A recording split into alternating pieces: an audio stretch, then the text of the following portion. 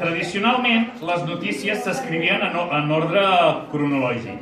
Primer ha passat això, després ha passat allò altre, després ha passat allò altre, i el succés ha acabat d'aquesta manera. D'acord? Però va ser als Estats Units, a la Guerra de Secessió, que es van inventar la fórmula de la piràmide invertida per escriure les notícies. Això era als anys 60 del segle XIX. Penseu que llavors les comunicacions eren molt precàries i eren en telègraf i moltes vegades es tallaven les comunicacions.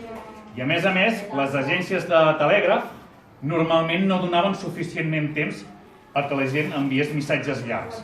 Feien espavilar la gent, Next, el següent. Llavors, els periodistes s'havien d'assegurar de posar el més important a dalt de tot, anar baixant el nivell d'importància de les dades que anaven aportant. Aleshores, els periodistes, quan havien d'enviar les notícies, no sabien si aquestes comunicacions de telègraf es tallarien.